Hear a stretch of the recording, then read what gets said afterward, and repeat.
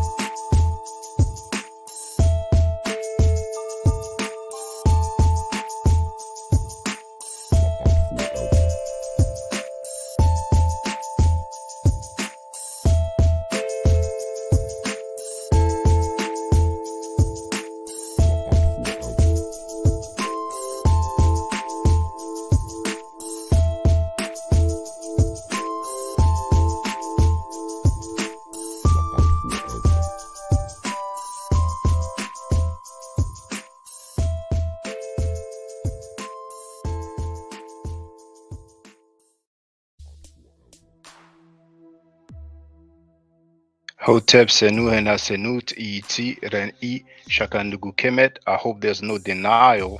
You are happy like the Nile. The title of this live stream is Black Kem in ancient Egypt is like our black, said Dr. Bernard Mathieu. Now, Mathieu is what you pronounce Matthew, but you have the name written in the title. Let me check the sound quality.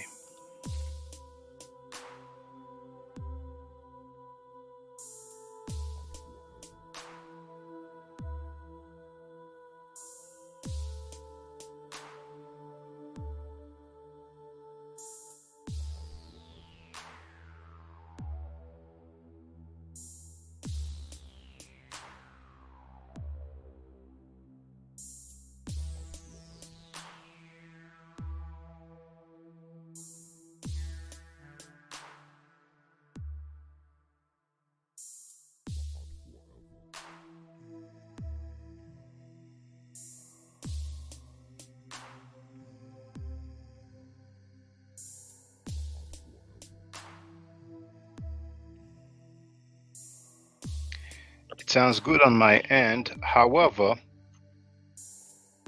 at the end of the title, it says, in parentheses, I've actually changed the title just as I was about to go live. It says, Black of the Night.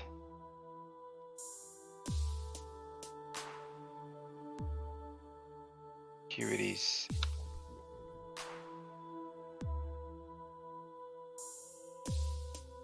In Kemet, black was the same as black as we use it today. And a PhD said that. Someone who has a doctorate degree in Egyptology, someone who's well known in Egyptology. So we've heard a few people talking about, oh, you know what I'm saying, the social construct, you know what I'm saying, we cannot apply it. It's over now. It's a done deal. It's a wrap. You know what I'm saying? because we have some people who cannot even translate one word, who try to act like they can teach you about the ancient culture. So let's get to the nitty-gritty. The person who wrote that, I'm going to share his Wikipedia page. Here you have the link in the chat. So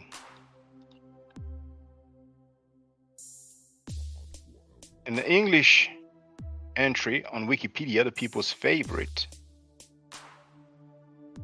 we are told that Bernard Mathieu, born 11th of January 1959, is a French Egyptologist who was the director of the Institut Français d'Archéologie Orientale.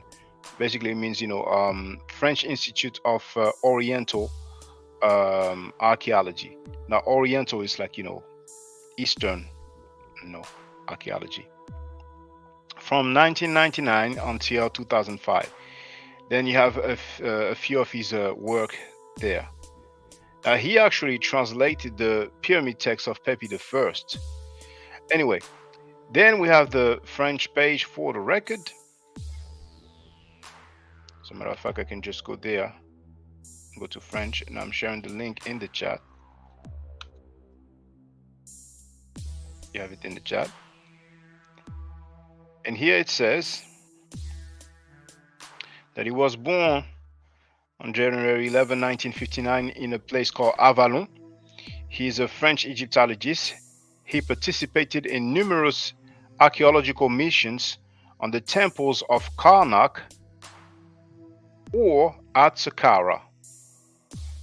His publications are or touch on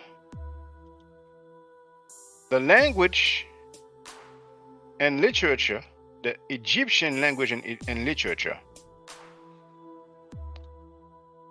about the pyramid text and pharaonic historiography. And he earned his doctorate in Egyptology in 1989. Andrea Burnett isn't the place to be. How are you?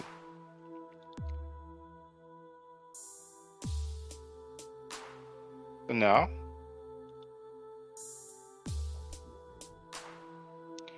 I'm going to share the link where you can find this article. Boom, it's in the chat. So I will translate, of course, from French to English. It says,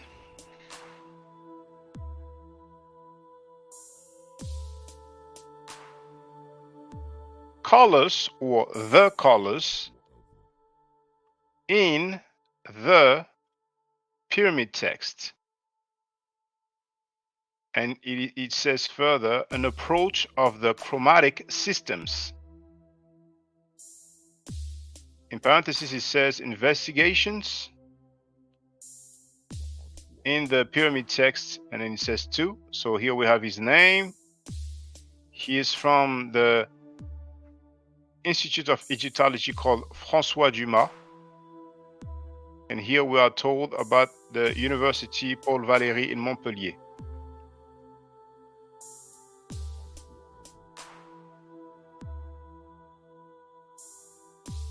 Bernard Mathieu is mentioned by James P. Allen in his book Middle Egyptian.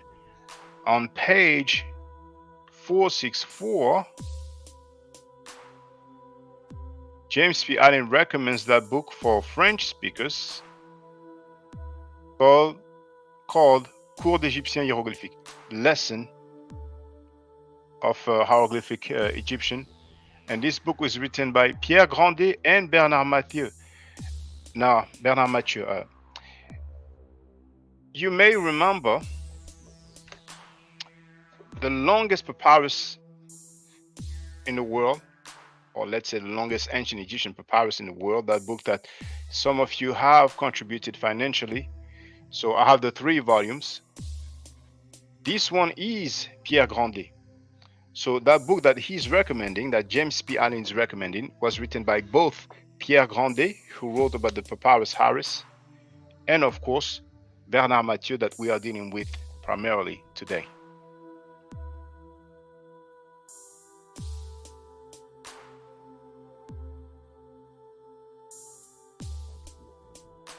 And for the record, I have already quoted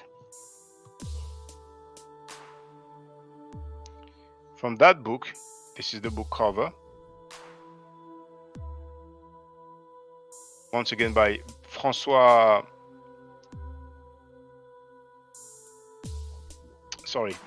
Bernard Mathieu and Pierre Grandet. On page 261, that's lesson 23, we have Ha'ek Aped Kem. Now we know what Kem means. Aped means bird, and in here we have back, as in go back, oiseau noir, which means black bird. Obviously, oiseau means bird, and noir means black. So, on this article written by this doctor in Egyptology, on page 26, this is what he wrote, dealing with the color black. Black, or literally the black in French, le noir. And he says that it is corresponding, or in other words, it equals our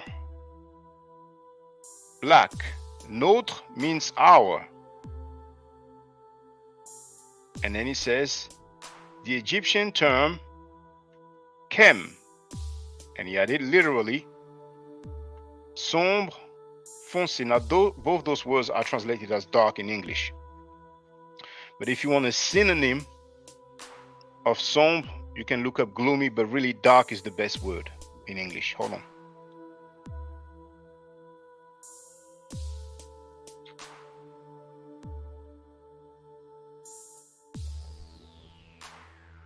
And still on the same page, 26.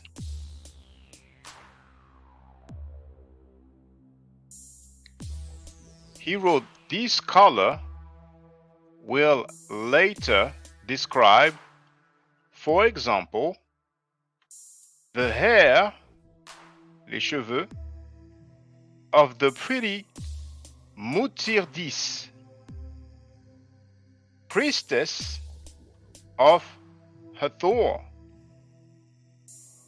And he cites her hair. Now in English, hair is really plural. That's why it says R, son is like R. In English, of course, hair is singular, you know. You can have basically one piece of hair, un cheveu, and you have des cheveux. So, but it's a bit, I don't want it to be, too technical, too complicated. Okay. So her hair is or are, depending on how you want to translate it, blacker, plus noir. It's like literally more black than the black of the night. Ses cheveux sont plus noirs que le noir de la nuit. And we have the transliteration. You may have heard me say that it's important to know the transliteration, because we don't have the glyphs right here, but we do have the transliteration. And we have Kem, chez nous S, Er, Kem, Ni, Gere, and then we have the rest. For the record, we have footnote 11 on that page. And we are told that this comes from a stela in the Louvre Museum, reference C100. And we are given a reference to a person called Yoyot. I'm probably showing you on Wikipedia, this person spoke sideways about Dr. Shekhar Diop, talking about Diop was not able to read a single hieroglyph. You know what I'm saying? But that person has passed away also, you know, So on this publication, number 11 in 1989, and we are given also the pages. There's also apparently a plate 14. So you have the translation of what is of interest for us. Her hair is more black than the black of the night. So if some people want to play games and they don't want to use the word black and they want to use the word dark, fine. Black of the night. And this is the stele. Now, I'm sharing the link.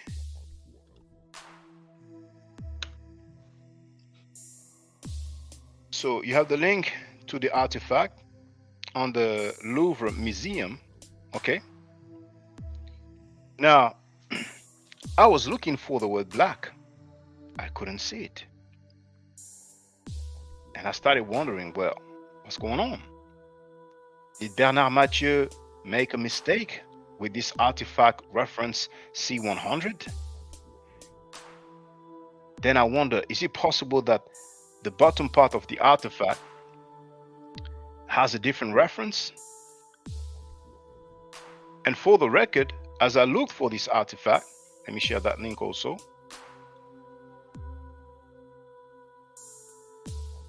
You have the link here. I was shown this drawing made by Petrie.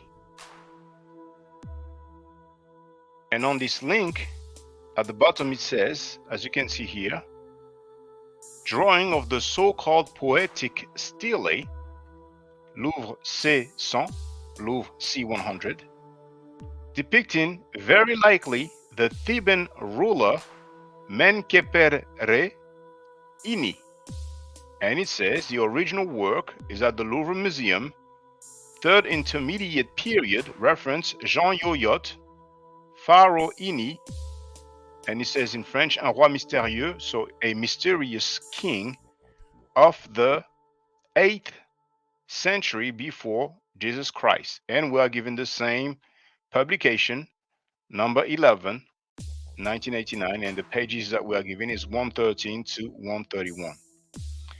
And looking at this artifact, I also looked for the word black and I couldn't see it. For the record, this is the book by Petrie, and I'm sharing the link in the chat. It's available online on archive.org. You have the link right there. And the book is called A History of Egypt. So it is indeed by Flinders Petrie, and we can see that this is page 293, right?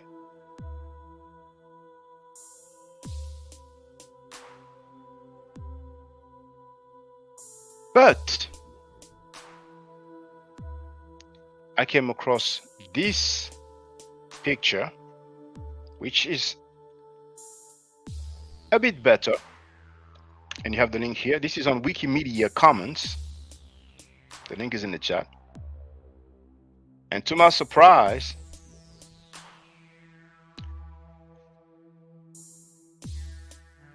what looked like a loaf of bread to me, bread loaf, you know, garden reference X1. Well, you can see that this is actually a chem glyph. I never knew that we have the chem glyph looking so similar to the loaf of bread. We have those lines here. So if people want to argue that this is not the chem glyph, then it means that Bernard Mathieu was wrong and that Jean Yoyot was wrong as well. I'm not saying that nobody can be wrong. So if this is chem here, then it means that, and we will see that this one is also the chem glyph, but it is damaged as we can see. So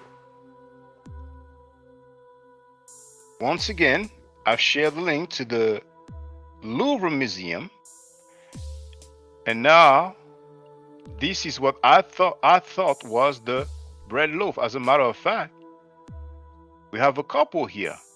We have that one and we have another one just underneath. But we do have those lines there, so it is actually the chem glyph. For the record, on James P. Allen's Middle Egyptian, we have some, let's say, vocabulary, some translations of different terms. On page 42, we have chem, which is the adjective black. You remember some ISFET teacher who said that it was not demonstrated that chem is an adjective, you know.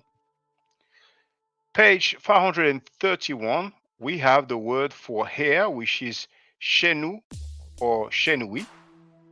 So we have here chenou, and then we have chenoui. On page 61, we have the suffix pronoun, which is a third feminine singular, S.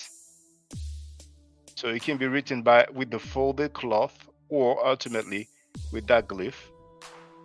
But on the artifact, we do have the folded cloth, which stands for the sound S. On page 64, we have an example. Many of you know the word per, which means house. So we have per S, and per S is translated as her house. So literally we have house and then her. On page 521, we are told that N is a preposition. It can mean two, it can mean four. We also have ni, which can be translated as belonging to, and also of. Okay. Finally, on page 523, we have the R, which is a preposition as well. We are told to look up for ear, and the word for night is gere. On page 533, we do have the word gere, and we are told that it means night. Now that we have this vocabulary from that PhD, we can compare the original artifact in the Louvre Museum, and one more time for the record, I have shown the link, I have shared the link in the chat. So underneath the original artifact, there's the vocabulary that I've shown you, and I've given the page numbers, and we can see where those terms are on the original artifact. So here we have the chem, here we have the chenou, which means once again hair. Then we have the S, the folded cloth, which is the suffix pronoun for her, third feminine singular. Then we have the preposition, the R. Then we have the chem. Now, mind you, I did not say it, but many people who are familiar with the Medunetchet or hieroglyphic know that. Oh, we have Christopher Willis, who has an advanced level in the Medunetchet. As a matter of fact, I'm going to get something to drink. I'll be right back.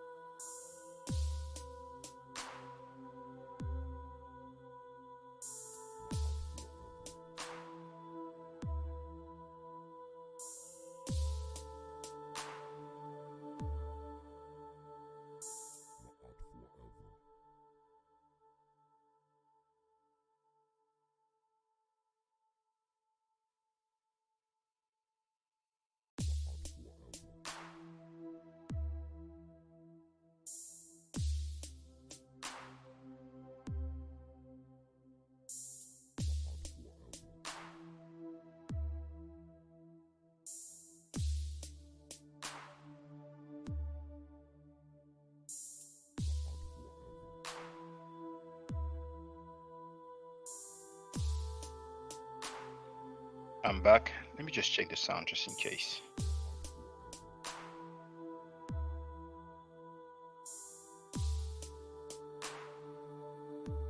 In parentheses, I've actually changed the title. Okay, sounds good. Now, Christopher Withers wrote, her hair is as black as the black of night and as grapes and figs. Now, it looks like maybe Christopher Withers is familiar with the French, but let me just finish what I was about to say. The owl is what here is what we call a phonetic complement. The owl is the sound M, but we already have the sound M with the chem glyph. So even if the owl wasn't written, it doesn't change anything with the pronunciation or spelling, and it doesn't change anything with the meaning or translation. Now, so on the original artifact, we have the chem glyph here and also here, and right after the chem glyph, we have the owl right there. Okay.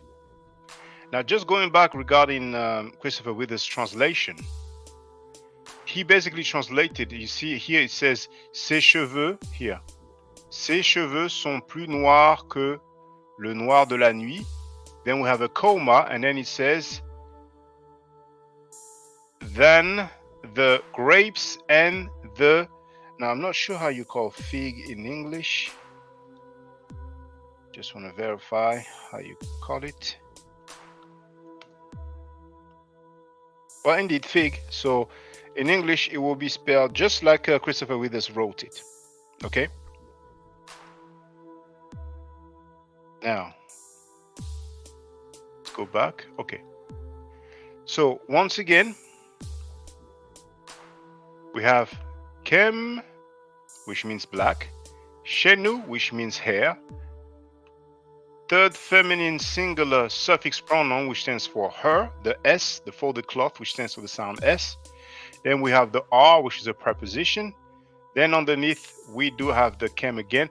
I also didn't say, but people who are familiar with the glyphs know that on this original artifact, the Medunetcher or hieroglyphic is read from right to left. The Medunetcher can be read from left to right and also from right to left. Here it is read from right to left. Then we have the preposition en or ni. And finally, we have gere, which means night. And if you want to see the quote-unquote translation, or let's say transliteration, on the other artifact, which looks slightly clearer, the picture basically is a bit closer, you have it there. So here you see the quote-unquote lines better. So this is not, once again, the loaf of bread. Here we do have the loaf of bread, but with those quote-unquote lines there, this shows us that this is actually the chem glyph. I have never seen chem glyph looking like this before. So now I'm going to be a bit more cautious in the future, because I was familiar with chem glyph looking like this here or like this, though you can have some variations that it doesn't exactly look like that all the time, but mainly that's what it looks like. Anyway, that being said, then we have the word for hair, which is chenou. Then we have the for the cloth, which is the S. Then we have the preposition R, and then underneath we have the chem. Once again, the chem is with the phonetic complement of the R, which stands for the sound M. Then we have the N, and we have gere, which means night. Now, Christopher Withers wrote, the first chem is a predicate adjective and the second chem is a noun. Neither here are descriptive adjectives. Well, I'm not sure what you mean here, but for the record, right there, we have chem, adjective, black. Now this is from James P. Allen's Middle Egyptian, and it is on page 42. right here.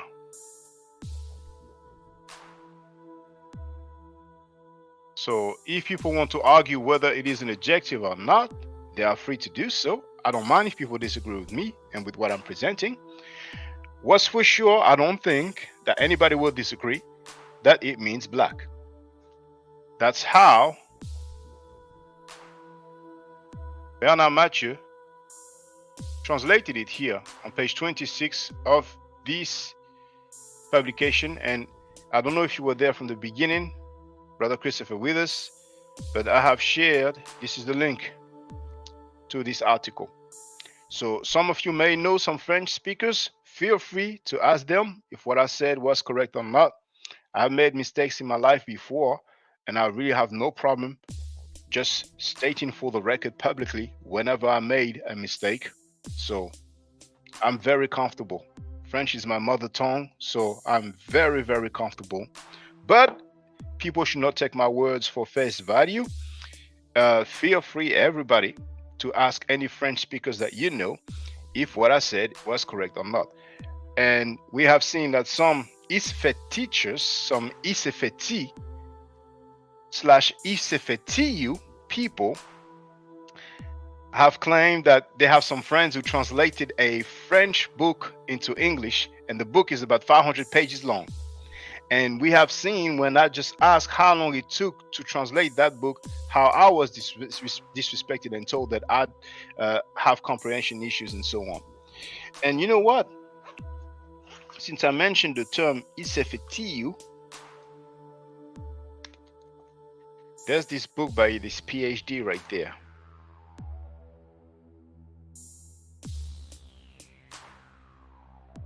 We have someone with a long username who wrote, I finally made the live What Up family. As a matter of fact, I was doing live streams about Medunecher, but on TikTok, you know, they suspended me for a few days. So I will have the availability to use the studio on September 2nd. I can use my mobile phone, but it's a bit annoying. I have the tripod and all that, you know what I'm saying? And I prefer the studio. So, you know, later on, I may, you know, deal with the Medunecher again on TikTok and YouTube at the same time. But anyway, there's this book by a person called Laura Paris, and it says the Egyptian. Oh, I want to see how you translate tourment in English. It's going to be easy to translate that. Okay, so I guess you can use the word turmoil. The Egyptian, which is in a state of turmoil. It's difficult to translate word for word, you know. Now, he wrote, "This is me, Rassetti." Well, apparently we communicated before, but you know, I have no recollection at this point. But maybe if you tell me some communication that we had, I may recall. So she's basically talking about the concept of Isfet in the literature labeled pessimistic literature of ancient Egypt. Now we have Nebamun in the book cover, and I've shown Nebamun. It's in the British Museum. This artifact is in the British Museum. Now we have his wife right behind him.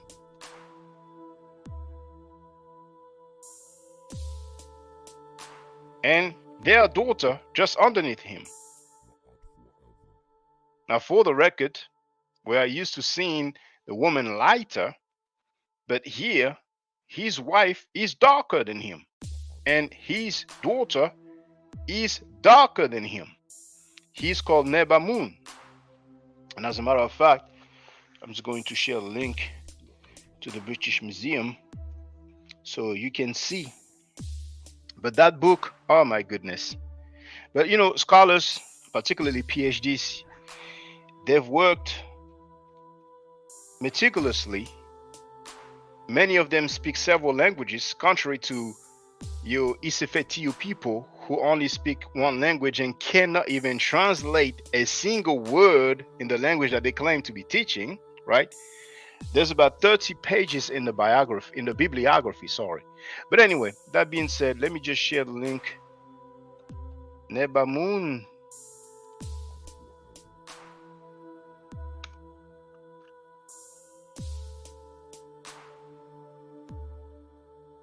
Oh, hold on.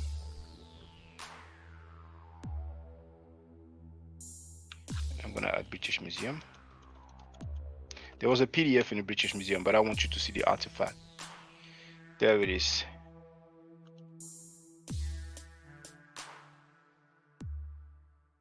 Neb Amun painting, British Museum.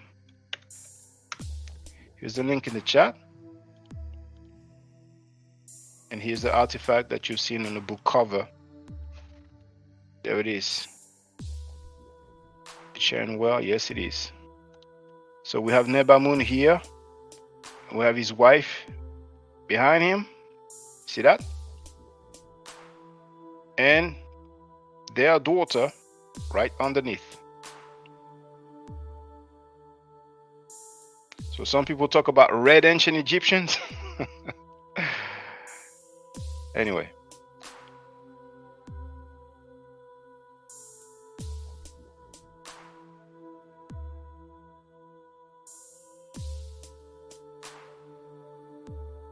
Okay. So I think we are reaching the end of the slide. So we have seen the different words. So what say you, Christopher Withers? Are you saying that came here is not an adjective? Whether or not it's an adjective, do you agree with the translation of black?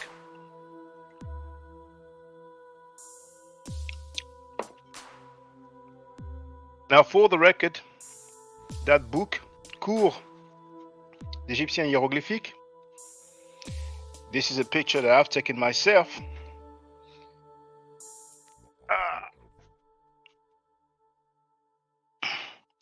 So Christopher Withers agrees with the translation of black, if I understand his answer correctly. I took a picture, but for the record, you can see that I have that book. It's about 800 pages long for the record.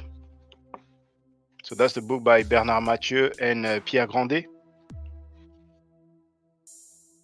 And on page 647,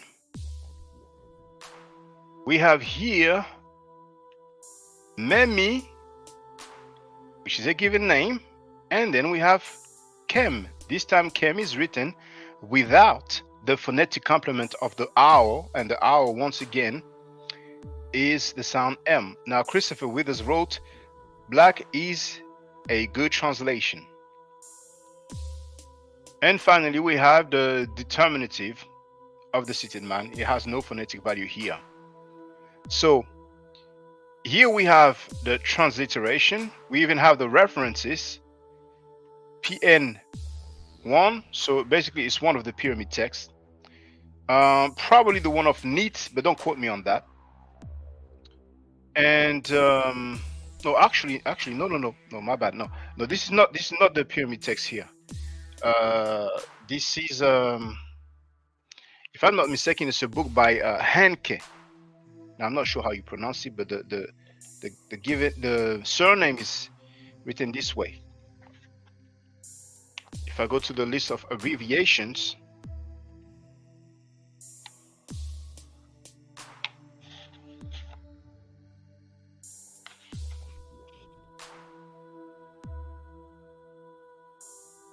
yes, indeed. Oh no, actually, I made a mistake with the name. It's H, and then it's I'm not sure the pronunciation, because it's like Germanic. If it's not German, then it's like some Germanic type of language, but it's H. Ranke. The book is called Die Ägyptischen Personennamen, and we have 3 volumes. Okay, but anyway, and that's why it's good to double check. So we have the transliteration, we have the reference, and here we have the translation. So Memi the black, Memi le noir, Memi the black. So this PhD in Egyptology, this doctor in Egyptology, has translated a given name And then the term came as black, Memi the Black. For those who may wonder, Bernard Mathieu is not African centered, he is not Afrocentric. I wonder who's going to label him. What is the term that they were using? Blackologist. Or claiming that he is dealing with, anachronistic or anachronism, or however you want to pronounce it. I don't think people would say that, because those terms that several people have used, blackologist, anachronist, and all, they use those terms for black people. They don't use those terms for white people. It seems to me like they have an inferiority complex. And of course, I am not claiming that Bernard Mathieu is of the opinion that the ancient Egyptians were black. I don't know Bernard Mathieu personally. I'm dealing with the grammar of the Medu Neter. I'm dealing with the translation of the Medu Neter or hieroglyphic. So that's one case here. Hold on, what's that here? Just one moment. Oh, thank you very much, Brother Christopher. I received your $15. What is it called again? Cash App. I appreciate that. It's very well appreciated, brother. Thank you so much. As a matter of fact, lately I wasn't getting much wasn't really getting donations like that, but thank you. I appreciate that. The other day, brother Danny Williams, he gave me a super chat. That's on the YouTube. For those who wonder, people can make a donation directly in the chat on YouTube. It's called super chat or super sticker. Now, Gant ain't taking no loss from Suckers Road Shaka with the checkmate. Well, it is a dagger for many people, because many people have said, oh, you cannot use a social construct, modern social construct, and apply it to some ancient time. 3,000 years ago / 4,000 years ago in Kemet or ancient Egypt, when the term Kem, meaning black, was used, is the same as the way we use black in modern times. Am I the one who said it? A PhD said it. A doctor in Egyptology said it. So it is indeed a dagger and a checkmate for many people, but we know those people. They like to do quote-unquote friendship scholarship, and they feel like if they repeat their falsehood, their isafet enough, then people will buy it, right? To each his own, it's their world. Now,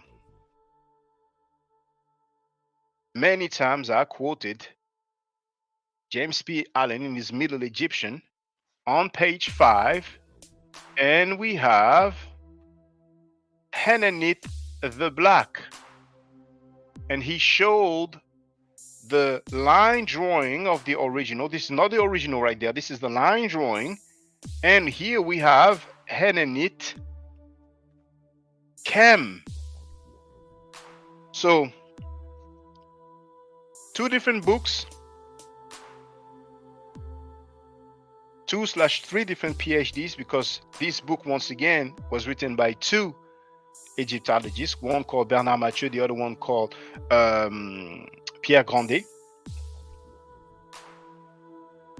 and they have both translated someone who had Kem after his given name. The first example we've seen was someone called Memi, and the second example is someone called Henanit, and after their name we have Kem, and it means the black. And they, now for those who don't know, James P. Allen is not black, he's not African centered, he's not Afrocentric, just for the record, right? They have translated it as the black. So let's see who's going to label James P. Allen a blackologist. And of course, several times I did mention this book called The Rock Tombs of Mer, and I'm sharing the link right now in the chat. I'm sure I shared it before.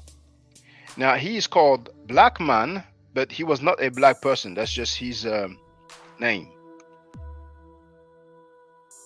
I think there's two N at the end of his name.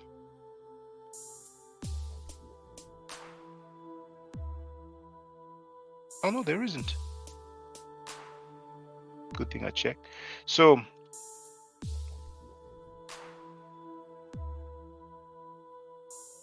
here's the link in the chat.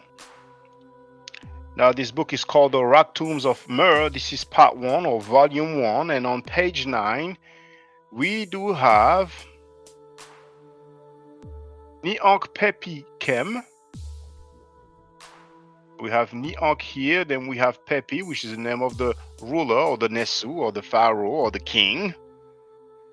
And then we have Kem right there. And how did Black Man translate? He wrote Niank Pepi the Black. If people want to label him a blackologist, they can feel free. Now, Gaunt Ant with Taking No Loss wrote, this is a big checkmate. Sorry, this is a big checkmate. You never hear people talking about this. We all learn every day. I learned something today about that Kem glyph, which looks like the loaf of bread, but this is a big dagger. This is a big dagger for a lot of people. Now he wrote, hold up, I got to share this.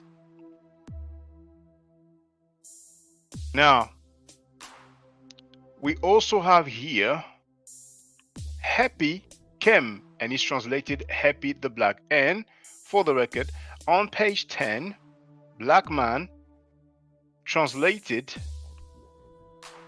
Hanenit Kem, just like James P. Allen on page 5 of his book Middle Egyptian, but also we have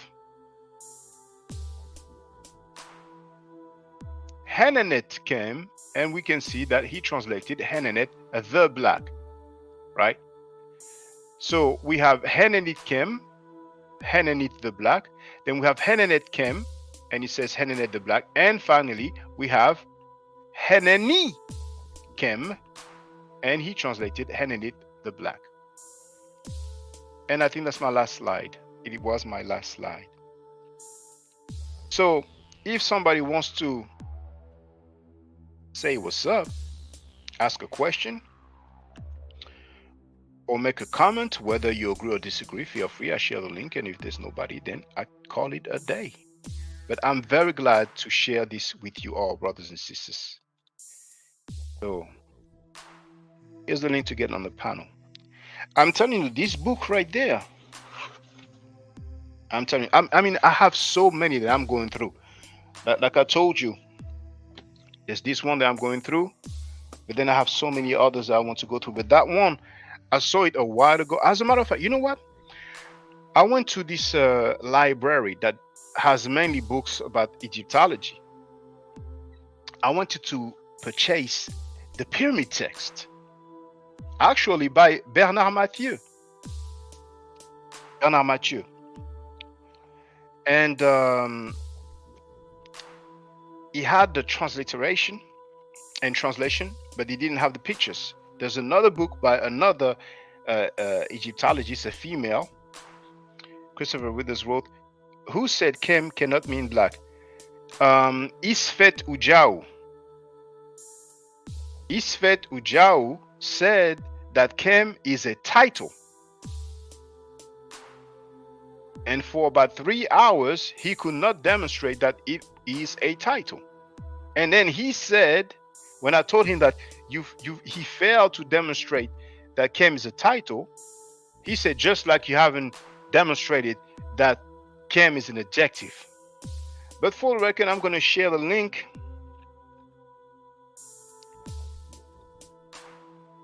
in the chat.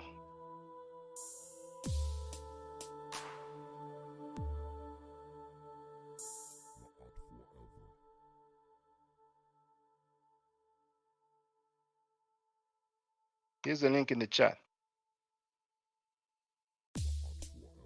Kem is a title, said Ujau and Asaim Hotep. Magic Medu nature at work.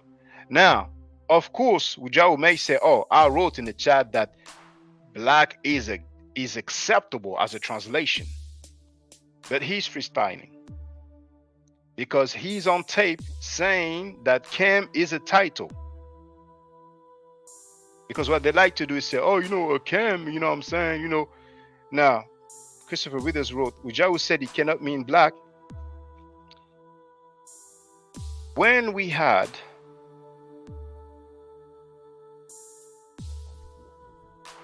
Black Man's book, The Rock Tombs of Myrrh, it was page 9 and 10, wasn't it? Now, I don't remember from the top of my head which pages we've seen because we had several articles, but I'm quite confident that we dealt with Neok Pepi Kem.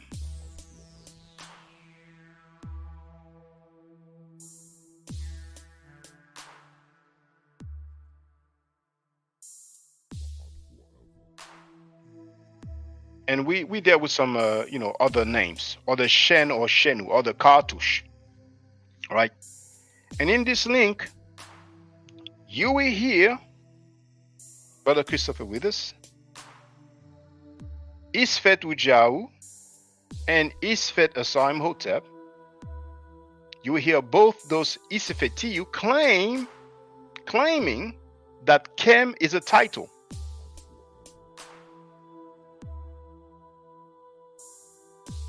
I don't make stuff up. People know me. People know how I get down. I don't lie on people. I don't make stuff up.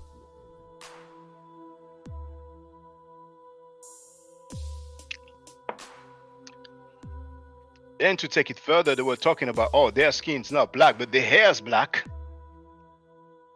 And many times people heard me say, well, usually black people, right? We don't see many black people whose skin is as black as their hair. The only reason why they are bug dancing and freestyling is because of their claim that Kemet means riparian land / riparian country, those riparianites, right? So in their endeavor, they are trying to change grammar, which is the magic Medunecha.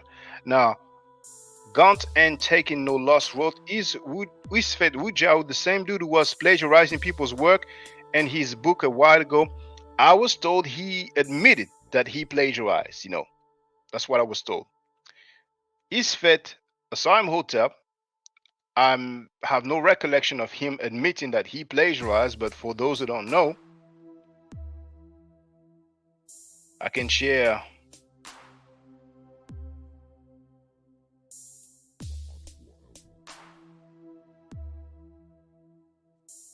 that video, and it's not me who dealt with that. It's people from a crew called Team Osiris.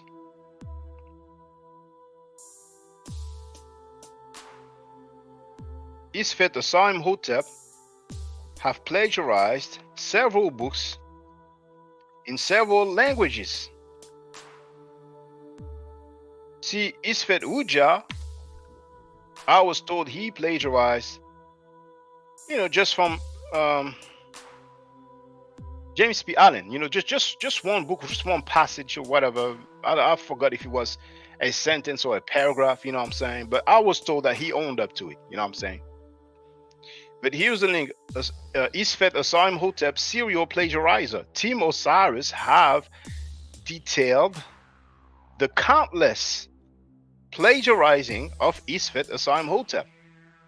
But then you have clown Isfet Emiket, butt kissing, a serial plagiarizer who said that Allah is in the Egyptian text, who said that Allah is an indigenous African god, and who said that the English word fly comes from the Medunecher or hieroglyphic Kheper that most people pronounce Keper, right?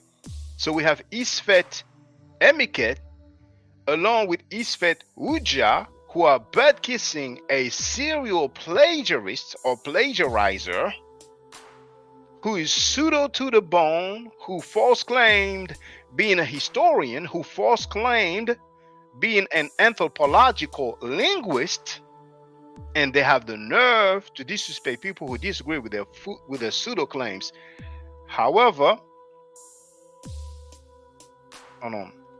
He wrote, I bet they used to be Moors. Isfet Uja was somehow, someway a Moor. He was a member of the United Nubian Nation of Moors. He was once a follower of Malachi York. He worked on the defense of Malachi York until somehow, someway he realized that, it's better to move to other endeavors. The Nubians were Moors. It's in the title. It's in the name of their organization. United Nubian Nation of Moors. So on top of their claims of Kemet, meaning riparian land / riparian country, there is this background of Isfet Uja being a Moor, and we know that Moors have a big problem using the term black for countless reasons. And this Isfet Uja, being an anachronist, right, had the nerve to go live publicly and claim that he would never use the term black for the ancient Egyptians because black is an inferior status. And I'm paraphrasing at this point because you know how they are, But I've played that already, People know how I get down. I back up what I say. This is anachronistic because during the time of Kemet, 3,000 years ago, 4,000 years ago, black was not an inferior status. Rulers of foreign nations, rulers of neighboring nations, Asian people or Asiatic rulers sent their daughters. Asian kings, Asiatic kings sent their daughters to marry the black African ancient Egyptians.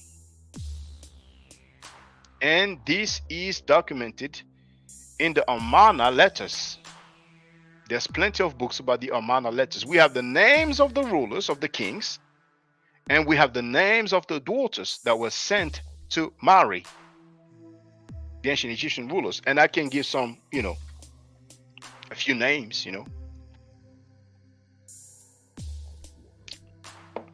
Christopher Withers wrote, riparian is a satisfactory description for Kemet, the toponym.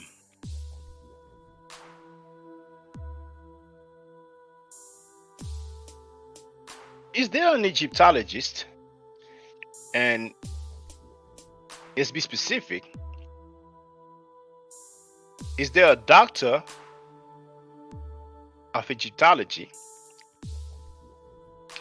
Is there someone who has a PhD in Egyptology? Whoever translated Kemet as riparian land or riparian country? I'm asking, I'm not saying it's not the case, I'm just asking. Because Isfet Uja, when I asked him,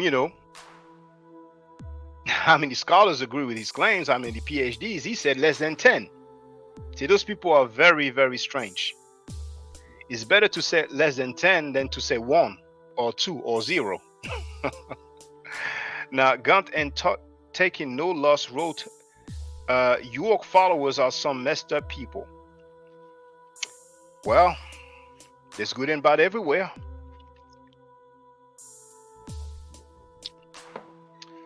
So,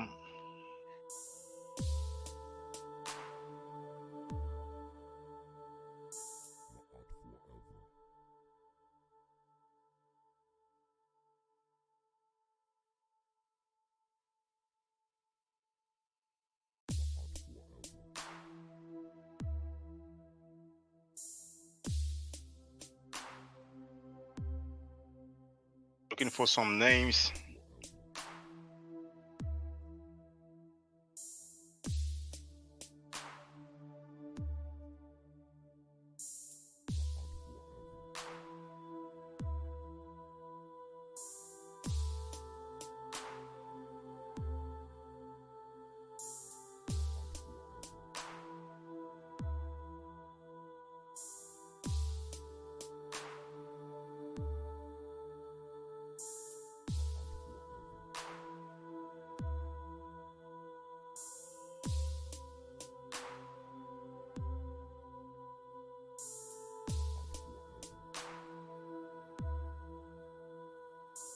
Okay. Amana.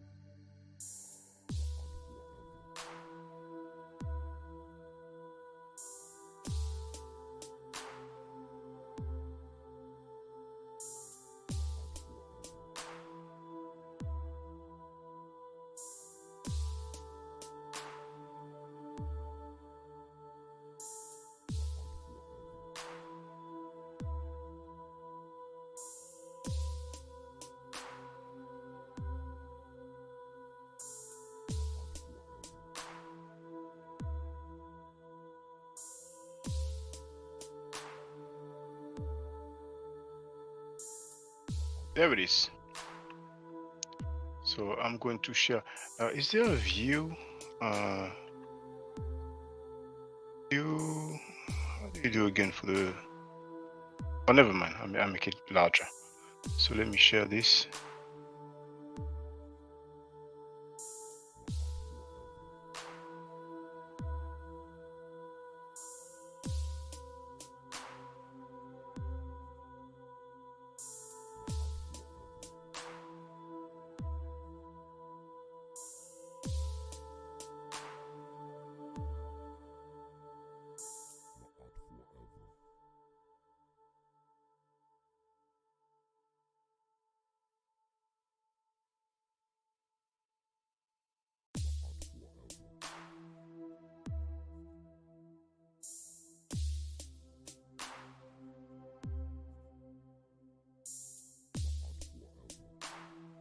So in the book, The Royal Woman of Amana by Al Green, on page 14, we are told about foreign queens.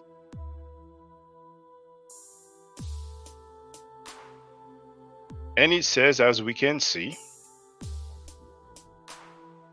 Amenhotep III and Akhenaten contracted diplomatic marriages with Babylonian and Mitannian princesses, as did their predecessors. So it wasn't only Amenhotep III, and for those who may not know, that's Amenhotep III behind me from the Louvre Museum.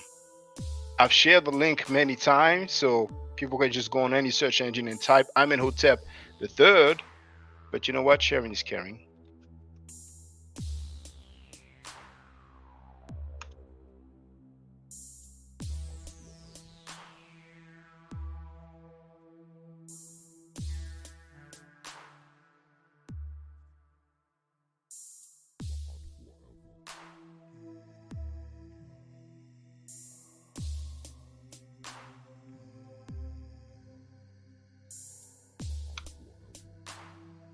Is the link.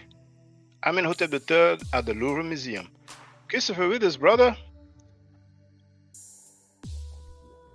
If you have no answer, it's fine. I was just asking a question, you know. To your knowledge, is there any Egyptologist, and when I say Egyptologist, you know,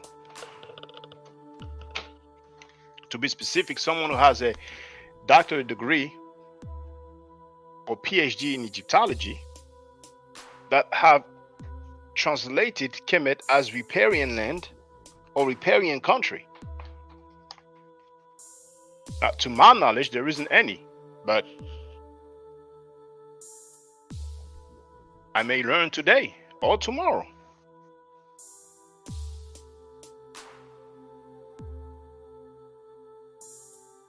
That being said, this is Amenhotep III right here. This is Akhenaten's father. This is King Tut or Tutankhamun, grandfather.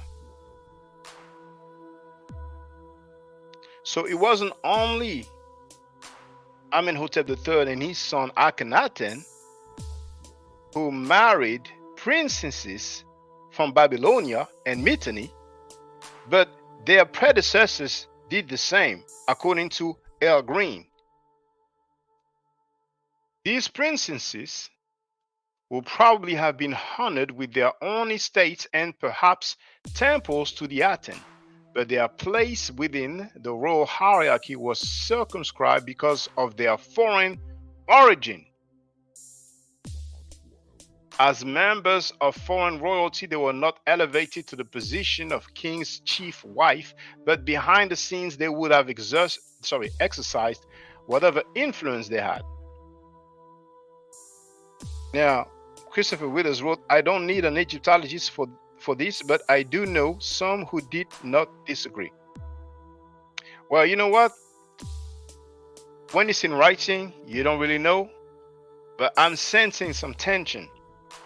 I respect Christopher Withers. He has a high level of the meta nature. So I don't want any confusion or misunderstanding. You don't have to answer, it's fine. It's fine. To my knowledge, there is not a single Egyptologist who translated Kemet, the toponym, as riparian land or riparian country.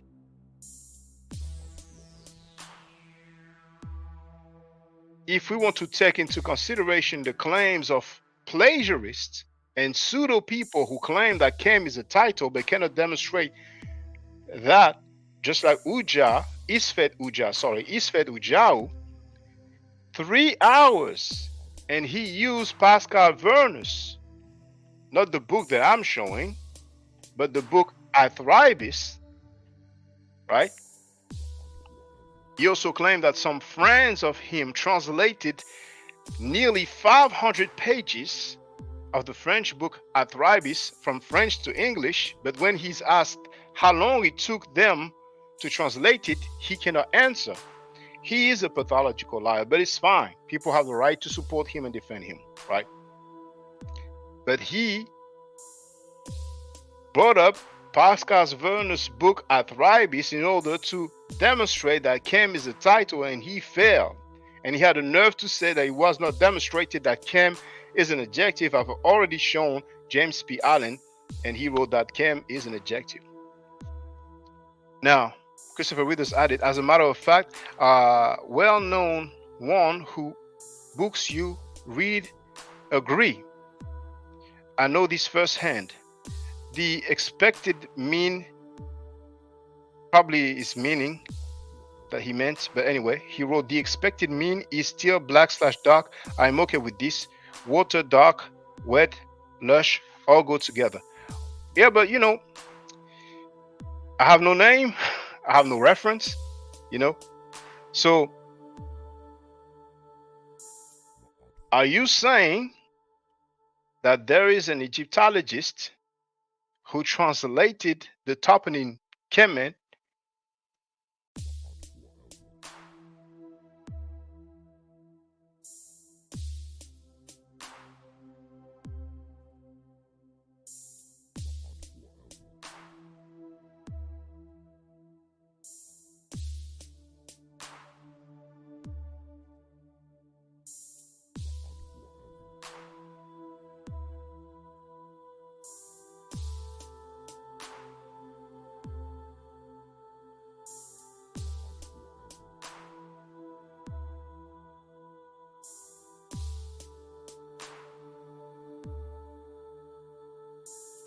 Here it is. Christopher Withers, are you saying that an Egyptologist translated the toponym Kemet as riparian land/country? Now, people can, add zone/area. They are free.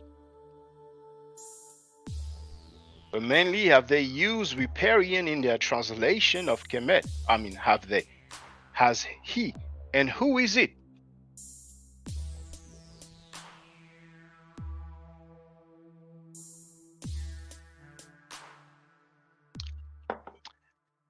If that's the case, who is this Egyptologist and where can I see that translation? Anyway, let's continue here. Here we have one name. Christopher Withers wrote in dictionaries, no. Well, out of curiosity, even if it's not in a dictionary, we have grammar books, and we have also, different writings. You're very familiar with that. Our brother Christopher Withers has a master's degree in chemistry, if I'm not mistaken, right? So there's publications, in different journals, right? So if there is a writing available, feel free to give me the reference, Is there a writing publicly available, whether it's an online article or article available online, or even if it's a book, even if it's not available online, where we have an Egyptologist who translated the toponym Kemet with riparian, then I'm interested. Now, Christopher Withers wrote physics. Send James P. Allen an email. I think you will be amazed. Brother, I appreciate the support and everything else, but as you know, I'm studying, Egyptology. I have a lot of books to read. Riparian is not my claim. I'm not the one who have to demonstrate that, so. But I have already emailed Dr. Peter J. Brand. He has not responded. I've also emailed Dr. Jonathan Winnerman. He has not responded. So I'm cool. I don't have a question. I don't have any questions for James P. Allen, right? But it seems like I have my answer. It seems like there is no publication of an Egyptologist who translated the toponym Kemet with the word riparian. But maybe somebody will. Maybe somebody has, but we don't know who it is. We don't know the publication, and maybe somebody will tell us. Now, we have one name here.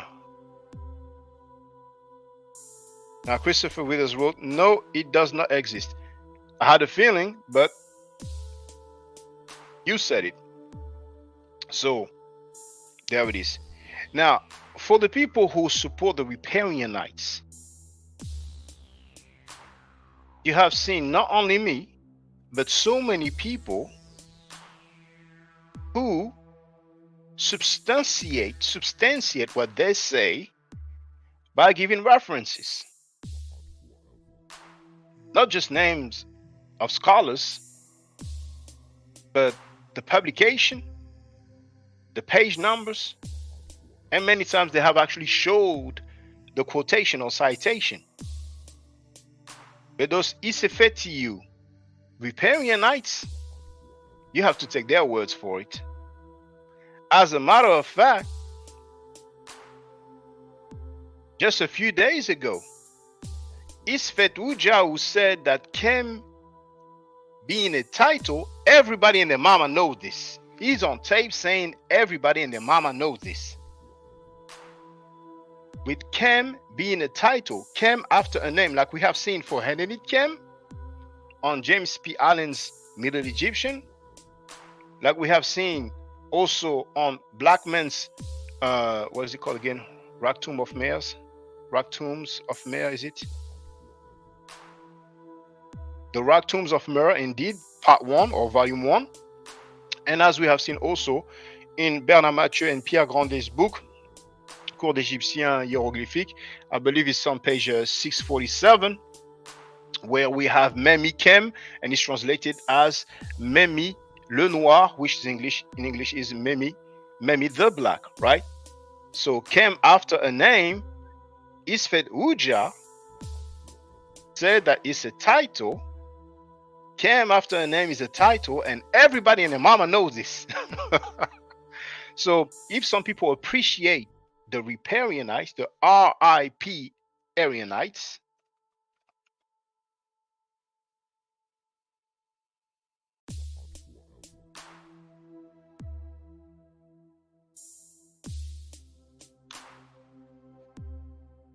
well, you can help them with this advice of backing up what they are saying with scholarship, with data. Christopher Witherspoon, be careful. Can I get your email? I will send a PhD thesis on chem being a title. Of course, you can have my email, but it's in the description. But I put it there.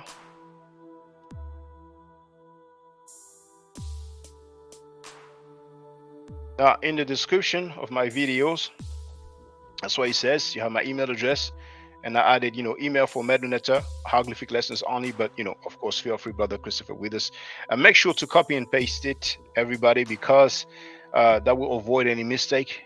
It's quite atypical. There's 3 S's, BOSSSTYLYX at msn.com. So it's best to copy and paste it. So one of the name is Gilu Khipa.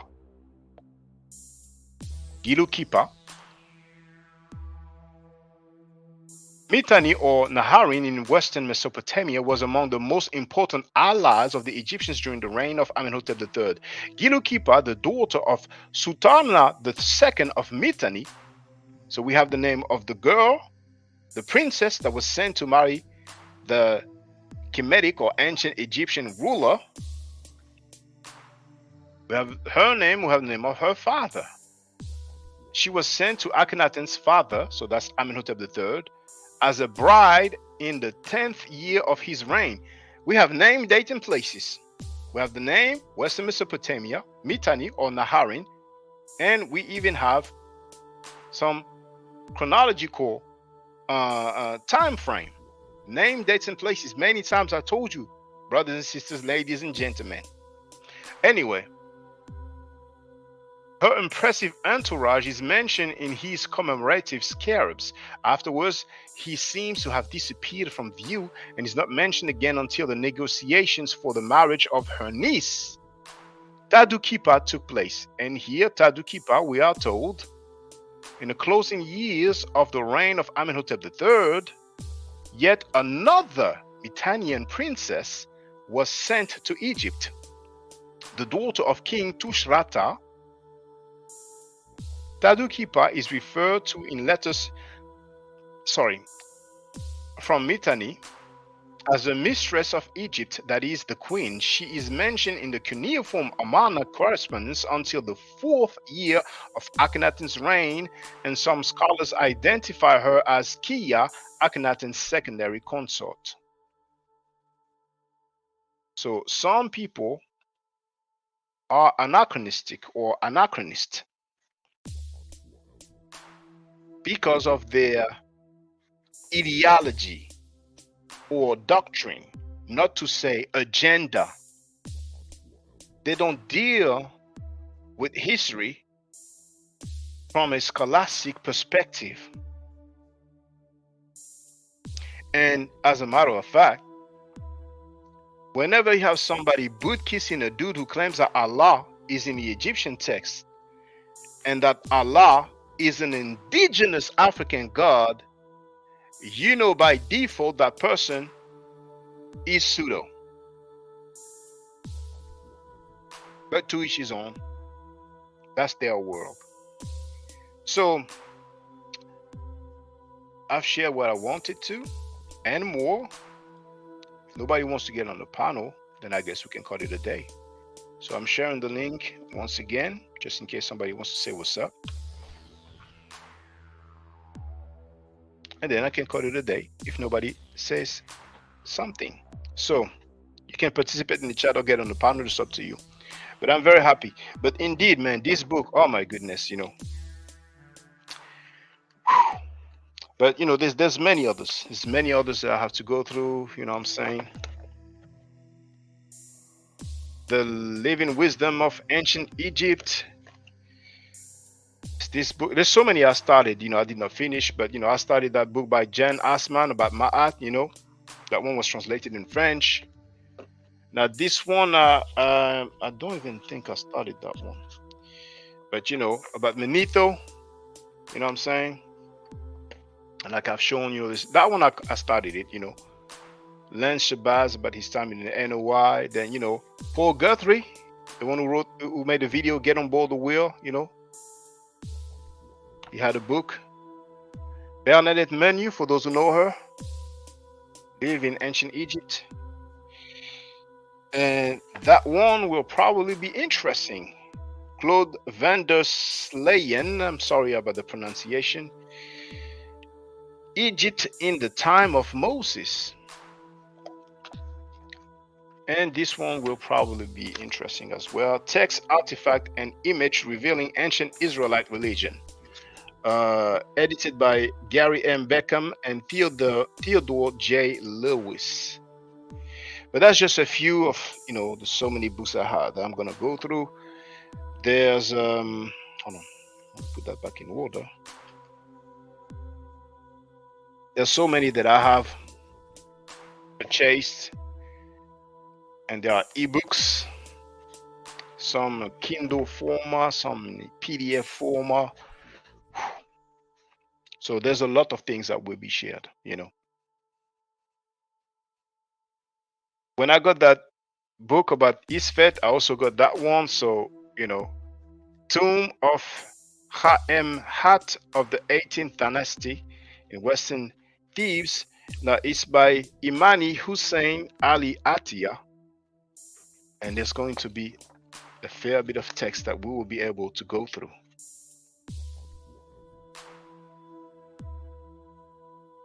We're going to cover quite a fair bit.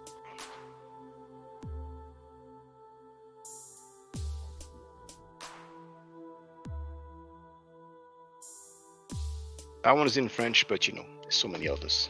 So many others.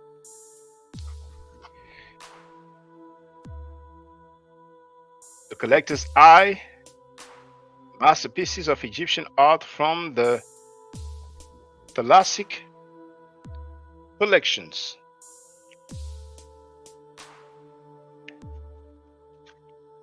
I haven't started that one.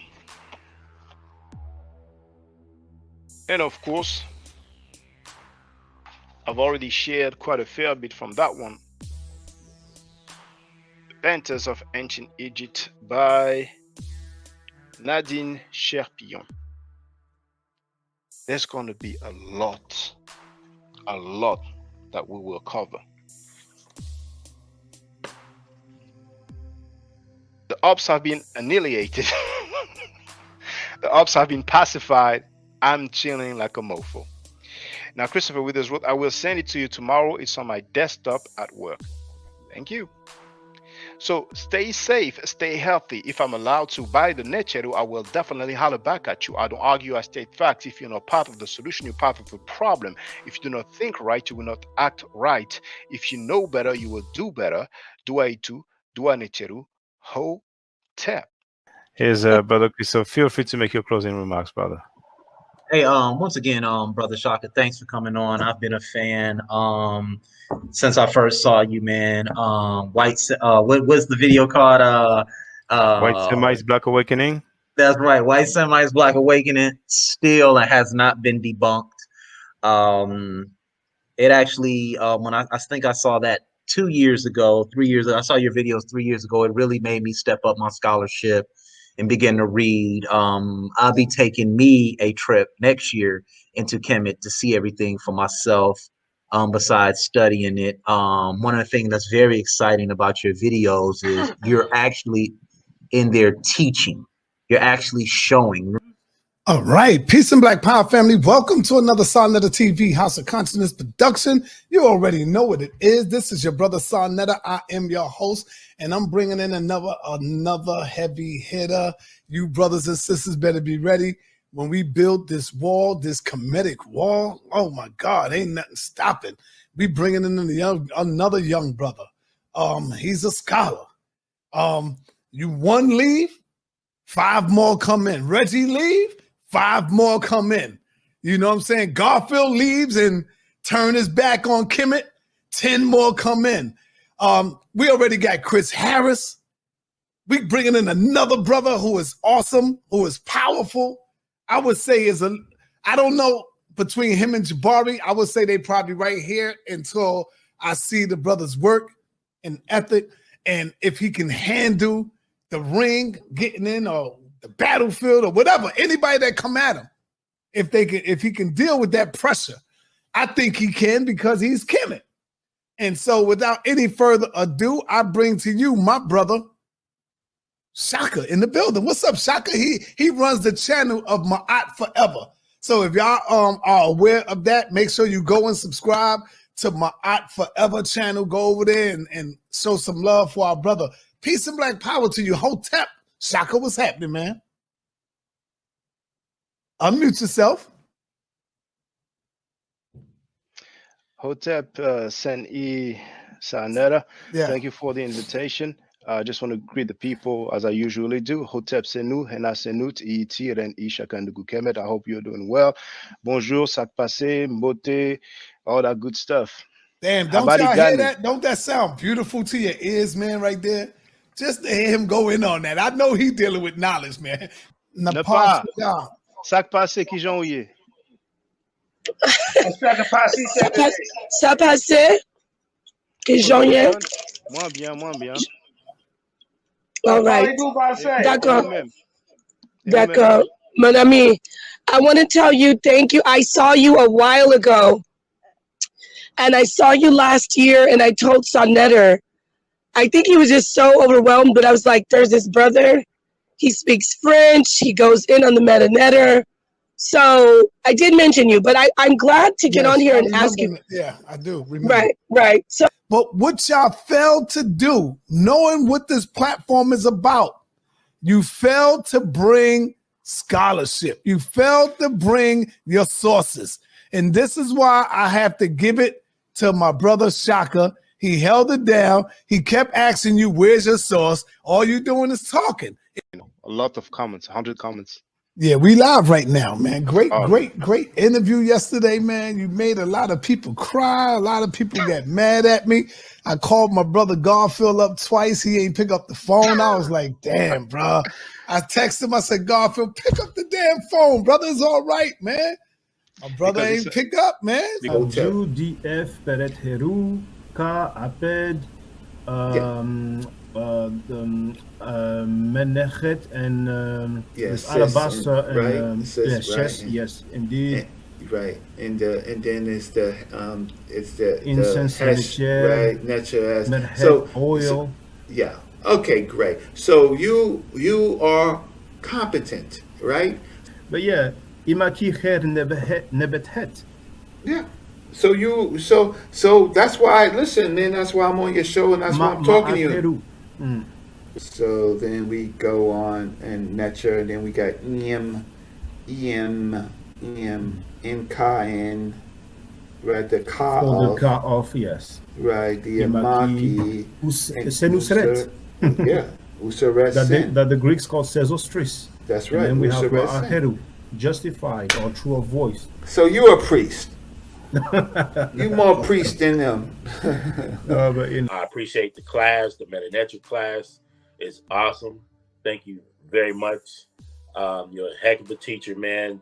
When we're in class, man, it's a lot of fun, and you have a lot of information to share, and you teach very, very well. And that's coming from someone who hadn't been in school for years, and taking for what you do, man, and for that time that we have is amazing. So, and thank you very much. Appreciate it. Dua Sen, thank you very much. Well, Yes, brothers and sisters, if anybody want to take some lecture classes, I have one of the most affordable fee. It's basically $10 an hour. You know, so you have the email address here. Yes, get a lot of information for that hour. You really, really do get a lot of information. You get text for each class, man. You get transcripts so you can study in on your own time. Come back with questions, things like that. And just and if we need to slow it down, we'll slow it down, and they allow me to ask as many questions as I need. And he's a really, really excellent teacher, man. Shout out to you, bro. Fact that I have a reference, the stuff that you've given me, like the flashcards and everything, that I have, and I keep them, and they're mine. I can go over them whenever.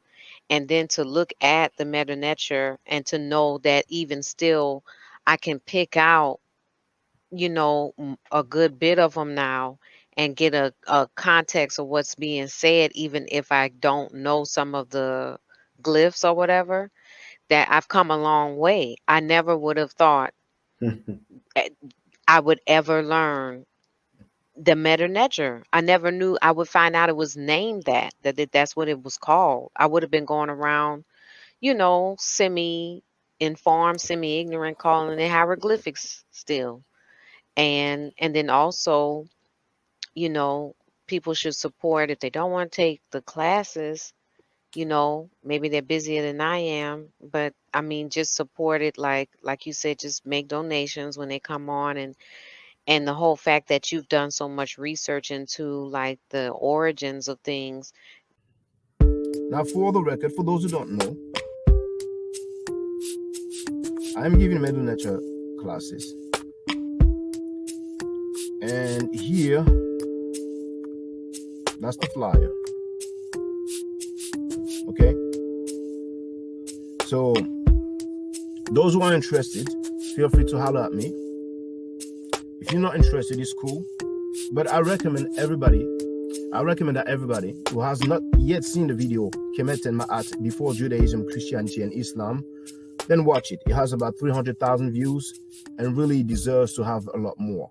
I just want to let everyone know who's listening in now and who's going to listen to this stream in the future. I just had my first Meta Nature class by Brother Shaka today, and I've had other Meta Nature lessons by other teachers, and I can tell you right now, the brother is the best in the game. He is that was one of the best classes I've ever had, ever. So if you're interested in learning the Meta Nature, if you're interested in getting the basics of it, Brother Shaka is an awesome teacher. Get with him, and it's extremely affordable. This brother is giving us his time and his skills, and he's basically giving it away. I mean, I just consider it a donation. You know what I'm saying? So if anybody is interested in learning the Meta Nature, get with this brother right here. He's an awesome, awesome, awesome teacher. And I'll end with that.